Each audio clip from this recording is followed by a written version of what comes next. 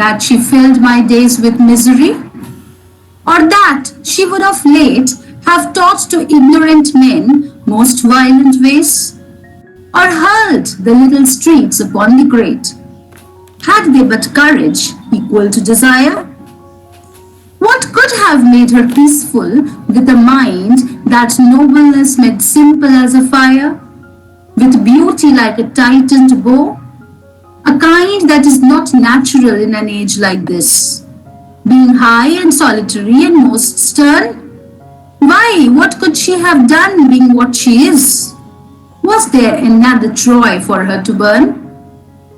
So, Troy, no second Troy, the reference is very clear. Troy was one of the legendary kingdoms of Greece, and we all know about the story of the famous Helen of Troy. So the beautiful Helen, whose face launched 1,000 ships. So the beautiful Helen, it was because of the beautiful Helen, that the Battle of Troy took place. And we have the entire Odyssey and then the Iliad, which is based on this, the famous Battle of Troy, the Trojan War, not battle, the War of Troy, the Trojan War. And I believe a number of movies also have been made on that, which you have seen also perhaps. So this poem is both a love poem. The she here is both a beloved. The she here could also refer, very strongly to Ireland, to the nation. So what does the poet say? Why should I blame her that she filled my days with misery? I cannot blame her. She made me miserable, okay. I realize that I am upset or I am miserable or I am sad or I am anxious or I am unfulfilled because of her. But how can I blame her? I cannot blame her. Or that she would of late have taught to ignorant men most violent ways?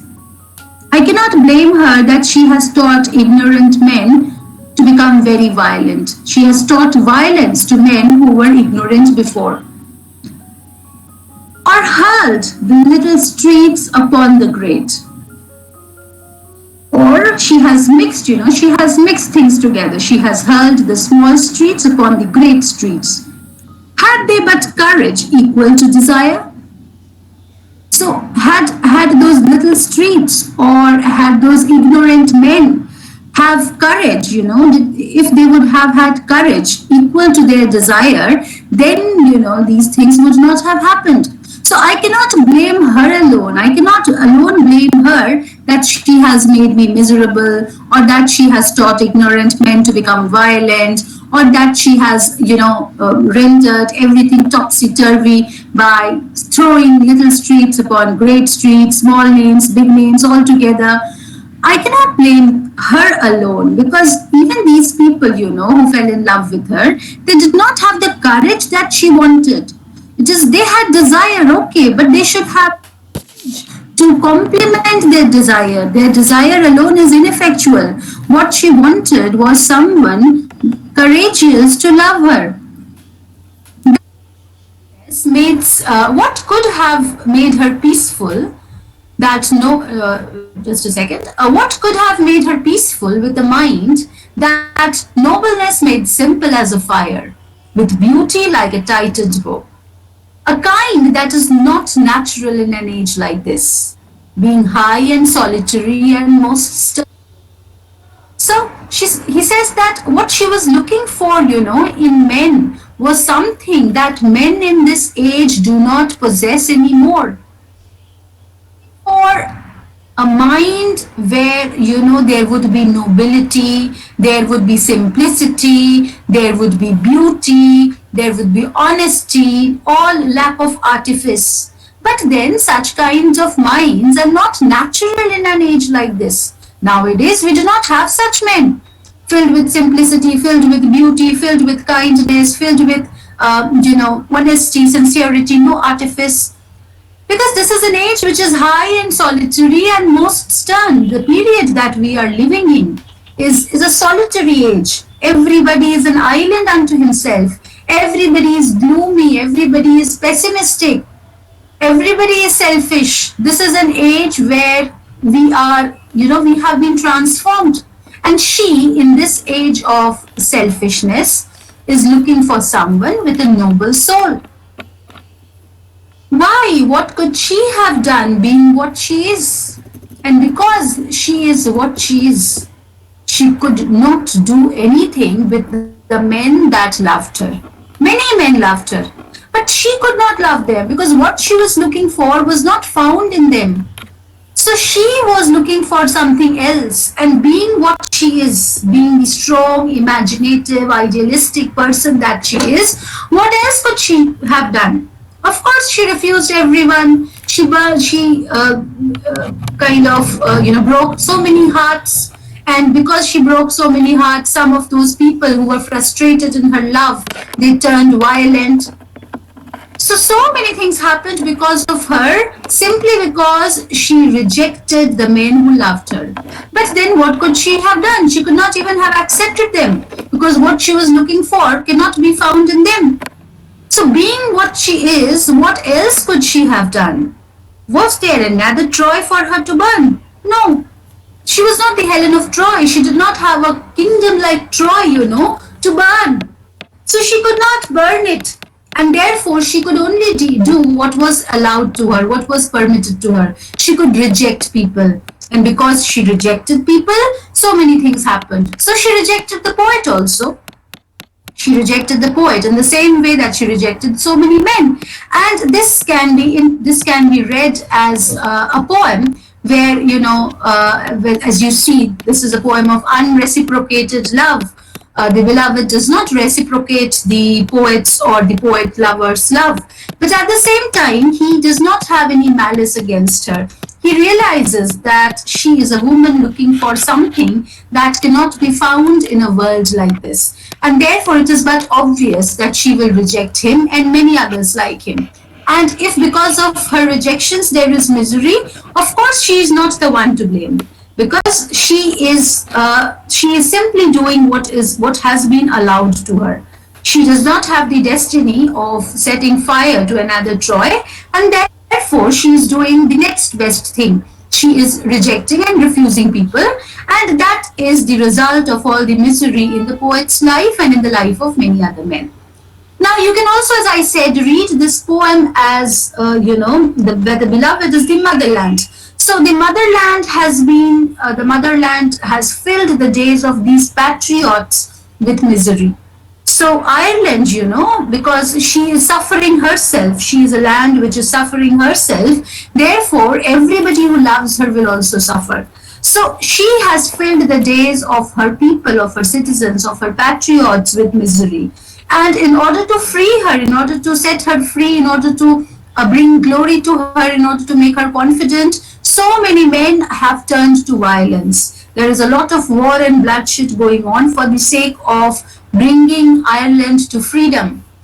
And she is looking for brave men, she is looking for courageous men, she is looking for noble men who will be able to fight for her cause. And she is unable to get such men. And therefore, being what she is, what can she do? She is not the kingdom of Troy. She is not such a mighty kingdom. She is a very small kingdom. And therefore, she keeps on burning herself. And in the process, she keeps on burning the heart of the patriots who love her. So this could be another interpretation of the poem. Yes, over to you. This is a short poem. I will be happy to answer them.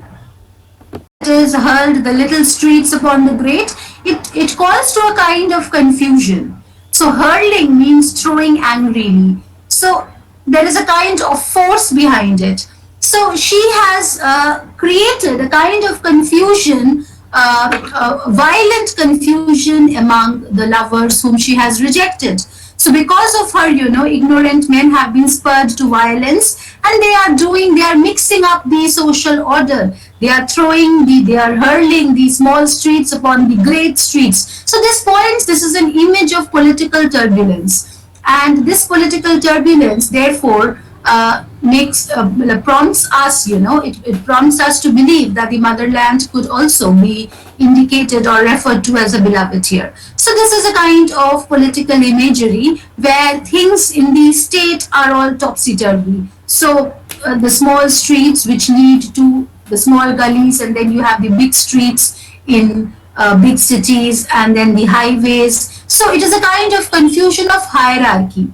When the little streets are hurled upon the great, the hierarchy is confused, the order is confused, right? So he's pointing out to a kind of political turmoil which spurs the idea that she here could refer to the motherland. And then the last line which you asked, was there another Troy for her to burn? So Troy was only one, the kingdom of Troy, which was a huge, powerful, massive kingdom. It was the greatest kingdom to be found in the times. And that kingdom came to naught because of the love and the betrayals of Helen of Troy. So a powerful kingdom like Troy could also burn, because of love. So when Troy could burn, then of course any other kingdom can burn. Now she does not have, if we look at it as the beloved is not Helen of Troy, that she can set fire to a kingdom because the lover that she finds fails to appease her. So, because there is no Troy, she is not so great as Helen. She does not have a kingdom to burn, and therefore she burns the hearts of her lovers. Similarly, you can apply the same. Ireland is a small state. Does not have the might of Troy. So Troy also fell to naught, and Ireland also has chances of falling to naught. It can also fall away, but it is still struggling. So it cannot burn itself, and therefore it is burning the hearts of its patriots so that they do something to bring about Irish liberty. Is that clear?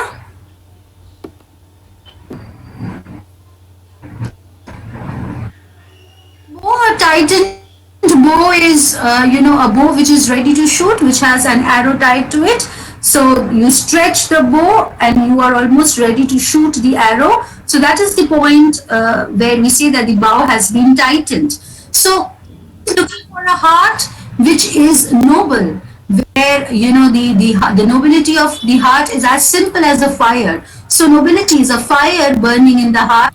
Heart is also beautiful, just like a tightened bow is beautiful. Similarly, she is looking for a heart that is beautiful. And all these things, the poet says, are not natural in an age like this. These are not to be found. These are very rare. You do not find such qualities in men. So she is looking for something that does not exist in the world. She's looking for an ideal that does not exist in the real life. Is that clear? Yes, ma'am. Thank you. Hello, ma'am. Yes. And when you were introducing about Keats, your career was divided in two parts.